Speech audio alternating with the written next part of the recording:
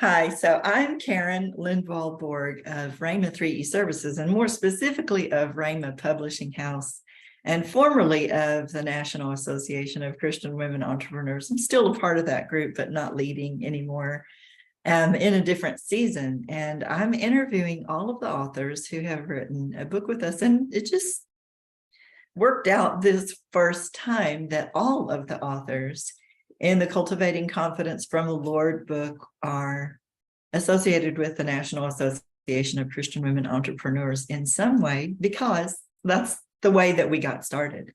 We chose for NACWE as theme of the year, confidence. How do you cultivate confidence from the Lord to be who he's called you to be and to do what he's called you to do? And how do we do it in community? Because that's why we were online in the first place, is to find like-minded Christian women entrepreneurs to kind of pal around with. The first book ended up being 14 chapters with 9 authors. And Yerinita was one of those, or is one of those authors. So I am going to interview her. This is her spotlight hour, and we'll highlight her and feature her 1 week of these next 10 weeks as we promote the book. We're just praying really that we needed it. I needed it. That's why I chose that theme, right? I need confidence from you, Lord, in life through the trials that we all go through. Those are universal, but so unique to each one of us. And then as an entrepreneur, it's a challenging world out there. I'm grateful that the Lord shows up and leads us every step of the way and builds our confidence. He's the source of our confidence. So that's kind of where the inspiration for the book came from in the first place. We have heard for 52 weeks of last year, and now for probably a dozen weeks of this year, we're still hearing from entrepreneurs across the world about how to cultivate confidence in the Lord in your work, the work God's way in your life, and then through the struggles that you go through. So I wanted you to meet Nita. I'll tell you a little bit. So she's going to tell you how we met, because I don't even remember all the details, but I do remember connecting with you online somehow. And I do remember being 2 Decembers ago in, I think I was in Tennessee. I was in Knoxville or close to Knoxville at a women's conference, just having a blast. And I came early and I left late, which I absolutely love to do. And I didn't want to be in their way. I wasn't running the conference. And so I zipped out and went kind of spelunking, and exploring around the area, and was in a Walmart. And I remember, I don't even know how we got connected. I'm sure you can fill in the blanks, but I remember talking to you on the phone the whole time I was walking through Walmart. And we had so many things in common. We had both, you'd been widowed very recently. At that time, my goodness, very recently, within months. And I had been widowed a bazillion years ago as a young mom. We had that in common. And then we just had, Christian women entrepreneurship in common. I remember talking to you and thinking, we're sisters. It felt so natural. It's God's divine appointments we're all so grateful for.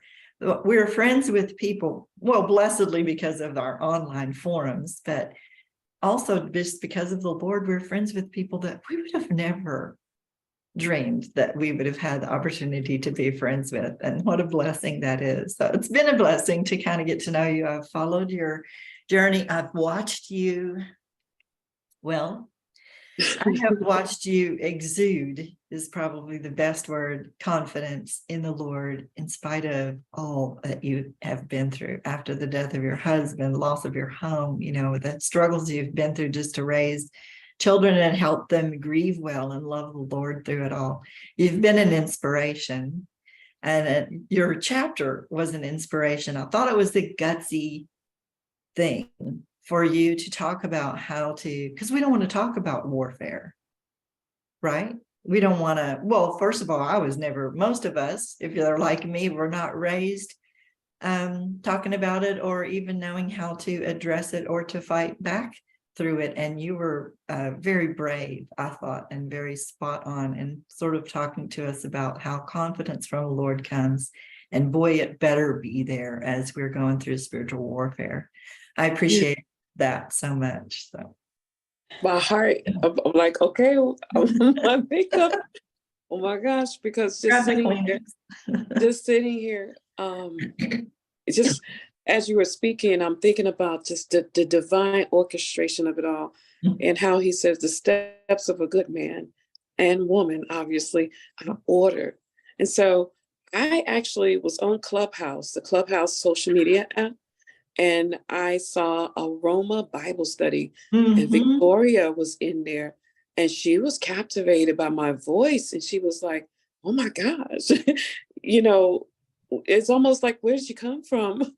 And so I just started participating in her Bible study, and then she said, "I have somebody I want to connect you to." Okay. You see how that happens? Yes. And she was like, she's a widow, and she's just amazing. She said, I really believe you guys will really hit it off. So Victoria was the connector, Karen. She was the divine connection. Mhm, mhm. Now, I still know that she's around, but it was almost like God sent her so that I can connect to you. That's so precious. Now I remember that. I don't even hang out in Clubhouse. I mean, at all. I do try to follow everything. I love her Bible studies and her approach to the word. And I do try to follow her. And we've been able to be at some retreats together and Yeah. things like that. But I don't, when she meets, I'm in meetings. And so I'm not there. So to me, that makes the divine intervention of the Lord even more precious, that you and I, that's not kind of where we live. Although we love Victoria with all of our hearts, he brought us together that week, that day, for that reason. And then the connection has grown since then. I'm praying that it continues to grow from here on. Amen. Now we'll both reach out to her and say thank you. Yes. We'll talk about how you got invited to the book, your chapter, anything else that has inspired confidence in you through it all, and start there. Well, you invited me. I believe you were watching my journey. You were just inspired by my journey, as you said before. And I believe you may have seen a couple of my Facebook lives where I'm Mhm. actually teaching people, sharing the journey of grief and just trying to be a beacon of hope. And so when you reached out to me to do, I believe it was a master class on, it was something you were working on that I had an opportunity to speak on. And yeah, it was a webinar. It Yes. was a webinar. And so in that webinar, I actually shared about confidence in warfare. And so who knew Right. that you would end up saying, you know what? I need you to bring that over into a book project we're going to be doing. And so I'm still just mind blown at it's all. But I'm thinking about the confidence that I have. It was actually, honestly, Karen, cultivated in warfare. That's when I discover who God is to me. And when everything is going well, we know that He's, this loving Father. He's amazing. But it's in the time of warfare when it's, husband gone, home is gone, friendship's gone, that He cultivated confidence in Him for me. And so I'm able to exude it because it's almost like I became it.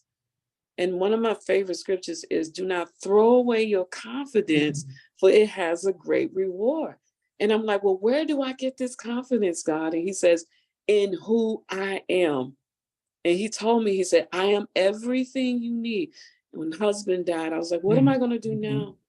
He said, I am everything you need. And you're about to discover that at a whole different level. Right. And I'm glad you brought that up. So, as a family therapist, I've been working with families in crisis since 1995. Just closed the doors of the office about a month ago. And that comes up all the time, right? And none of us, we don't want to sit there. You don't want to tell another widow that in your deepest, darkest moments is when the Lord, the confidence that He, brings to us shines the brightest, because it's a hard place.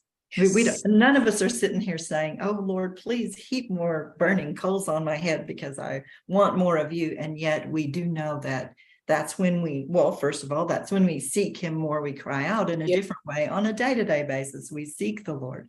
But when we're really hurting, we cry out in a different way in the middle of the crisis, and he shows up in a different way. I love that he answers with himself every single time.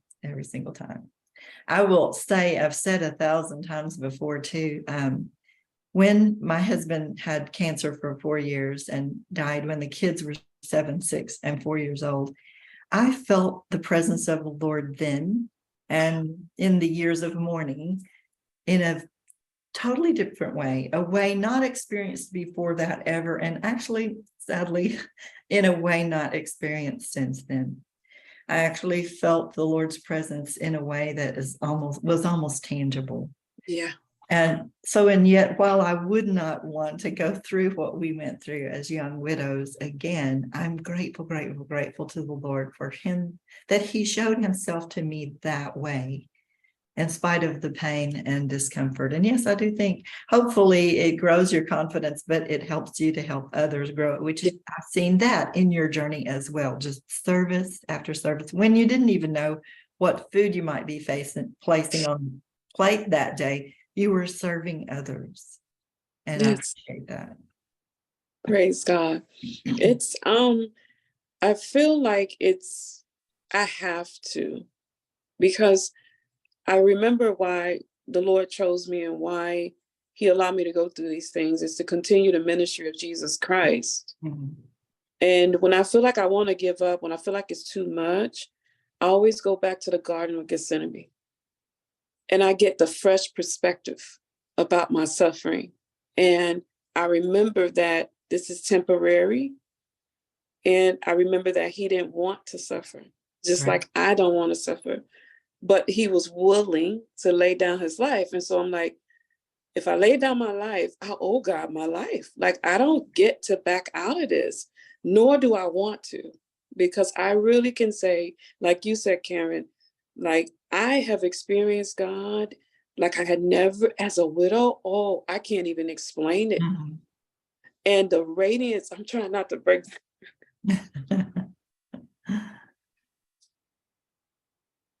His love, his provision, his mercy, his radiance that's on me, it's priceless. Mm-hmm. And to be able to keep other widows from walking away from their faith and walking away from, some of them was suicidal. And it was in those moments that I was like, well, I had to go through this for them, because that's what Jesus did. He did it for. I also remember when we were talking way earlier, your daughter had written a book about her grief, and my son had written a book about his grief at very young ages. And we shared those with one another as well. Had you written before she wrote, or tell me how that all happened? Had I written, or had you she? And had she? She's young. So. I had written before. I did another collaboration about 6 years ago. It was a women's devotional. So she know I was an established author. The books would be laying around. And then she got really inspired one day. It was 2 summers ago. She's like, I want to write a book. Can you have me write a book? And I was like, huh? She's like, I want to be an author just like you. I was like, okay. And so we started it, but I was like, I don't know if I have the time. And I ended up finding an amazing summer writing camp for her. Oh. So out of all the things in the world, Cameron, she was going to write on kindness, the power of kindness. And then she stopped one day and she says, no. She said, I want to help other kids who lost their dads or their moms, or I want to help kids who it's going to happen to them. And I said, why?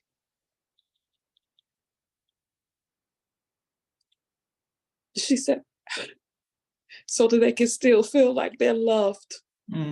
She felt like she was so far apart from her dad's love, but she realized that Love Still Grows. That's the name of it. Mm. Love Oh. Still Grows.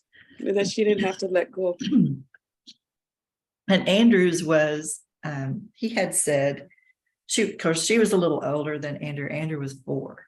And he has said so many times, I don't even know if my memories of Daddy are mine. Like, do I remember this, or did I just borrow these memories from someone else's story? And he said at one point, it's been a journey of, he's in his 30s now. And he said, it's been a journey of discovery. And I said, well, you should write about that. And of course, he was very hesitant to write. I mean, our first writing experiences are quite a challenge. Having never done it before, there's the lack of confidence there, unless the Lord just, sits you in the seat and the words flow. And sometimes it happens that way. And I lead writing retreats quite frequently, usually 5 or 6 a year, and all over the country. And I was at a retreat center and was going to be by myself for a while, and said to him, why don't you come here and I'll kind of coach you through the whole writing process. And the testimony of the Lord is that he came, he sat down, I gave him the bare minimum amount of coaching. At the end of the weekend, he had the book finished and actually said, I'm going to read this to you, but I think it needs a lot of work. He read it to me and I said, don't change a thing. Maybe a word. There was one word I think I thought in there that was kind of obscure that people wouldn't understand. And I was like, yeah, I wouldn't change a thing. I would change that one word, and I would talk to your grandfather, because you talk about your grandfather and how he helped you walk this journey of discovery after his son had died. Your father had died. And so he talked to him, and I don't think my father-in-law wanted him to change anything about it either at all. And it went online, it went published. So I love the way that God kind of tugs at our hearts. Lovely that he doesn't have us always write these difficult words and tug at our hearts alone. I've never felt alone. And and you mentioned being widowed and God being your confidence. I don't know if anyone who hasn't gone through it understands that we can not be alone in our aloneness as we miss our husbands because of who God is in our lives. Hey, I literally know God as the husbandman, the groom. Like, I can't even put this in words. Like, I feel like there's going to be so many books. Oh, yeah. Because I'm like, he did something. He did something extra so that I won't let go. And I remember saying to God, and when I was experiencing all of the losses, and like, make this make sense, Right. He's like, it doesn't make sense. It makes faith. Oh, I love that. We're going to quote you on that because it's true. Humanly, this does not make sense. Humanly, I have described that whole experience of cancer and illness and death and widowhood as inhumane, right? Not humanly bearable. No. At all. No, we're talking about 26 years with the same person and 7 children. There's no way I could have gotten through that without God. Like, he is such a comforter. He's a healer. He's my all in all. I call him Abba in a whole different way. Right. Like, this is my father for real, and he had this closeness preserved for me in this time. So it's been a beautiful journey. We once did a study at a retreat on the original words for man and for woman in the Bible and the Hebrew letters that make up those words. What's common about those 2 Hebrew words, the 2 common letters stand for Yahweh, and the 2 uncommon letters stand for destruction. And I remember in that whole study just being mesmerized by Hebrew in the first place, because I don't speak anything. I don't even speak English very well. Being told God created, how he created man and woman. He created man to be like to tend the garden, to be a protector, to be a pursuer of you. And I thought, that's it. That's what I miss the most as a widow, is being pursued. But Wow. something that you said just swelled my heart. If he is Abba Father, then he is constantly, is he not, pursuing me? And that fulfills that need in my life of being, wanting Yeah. to be sought after. I seek after him, he seeks after me. Yeah. Again, he answers every question that I have with himself. It's I remember him telling Moses, I am who I am. Like he really is. So if I had a feeling void of, that loneliness kicks in and oh my gosh, obviously I've been alone for 4 years without companionship and not any particular hurry. And I said, well, God, this is what I'm feeling today. And then he'll be that to me, you Mhm. know?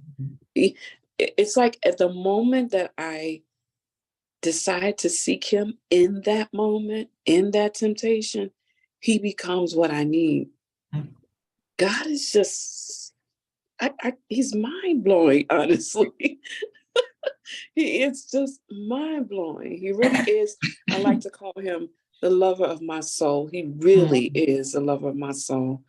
And the kids get to see me have those weak moments, have those times of grief, but they get to see me do it and then come back to myself. And then they have learned to do the same thing. I'm reminded of the song, How Great the Father's Love for Us. And we can't even comprehend it, right? But now I'm wanting to go look up that song and look at the different stanzas. How did they describe his love for us? That may be a whole new chapter in a new book. We are going to write more books. There does need to be an element of grief work in there, because we're going to write confidence from the Lord in life through trials and as entrepreneurs. So there will be a different, we kind of want to, in this book, we just let everyone write whatever they wanted. And so you get a whole, I'm guessing, I love that it's the beginning of the series, because there's a sampling of all sorts of different trials that we go through, or life events, or entrepreneur issues in there. So I'm looking forward to more books. I'm looking forward to continuing to watch you on your journey as well. Tell everybody what you do and where they can find you, where you want them to find you. Amen. Well, I'm the owner of Purpose Pursues Life Coaching, and my focus this past year and this year is forgiveness. So I've been sitting with clients and walking them through the process of forgiveness, which is a huge thing in Christianity. But it's so much more to me. But I believe that's what God has me focusing on. I also help women to discover their calling, discover their gifting. It's a lot, Karen. But with that, I am an established author for the second time now, and I accept speaking engagements, do workshops. But what I just ventured out on recently is podcasting. Oh, I podcast January 26th, and it's called Love Lifts Conversations with Yerinita. It has been so powerful. So powerful. give us a link. We're going to want to put a link, kind of flashed up on the bottom of our video here, so they Okay. find. Are there going to be two different places for them to find Purpose? No, it's one. So when they click on this one, and then they can listen to it on different platforms, Google Podcasts. It's everywhere, I believe, except for Apple. Apple is giving me a hard time. But when you click on that, it'll take you to the other platforms that I'm on as well. So did you want me to give it to you, Karen? Yeah, give it to us. Okay, it's Anchor, ANCHOR.FM, and then there's a // and then it's YERINITA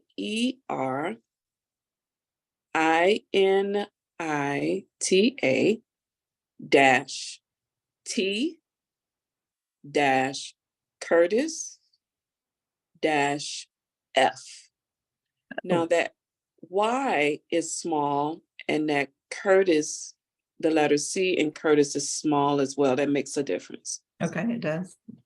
All right, Mhm. I think I got it, and we'll confirm it with you before we pop Okay. So the podcasting and just, it. I'm just exploring so many different things. It looks like it's a lot, but it's just Mhm. Purpose Pursues having branches. Going to be establishing the homeless ministry again that my husband and I started a couple of years ago, and that's called Love Lifts as well.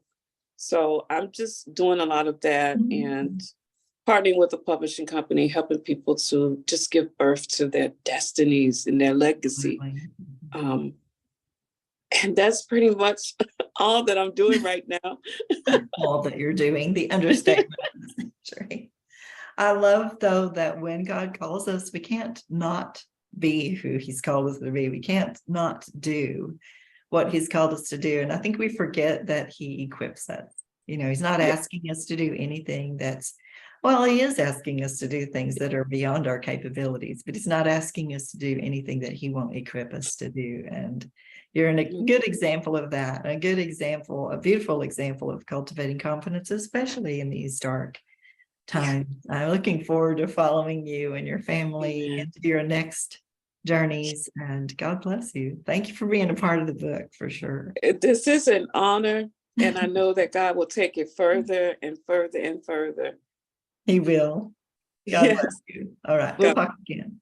bye.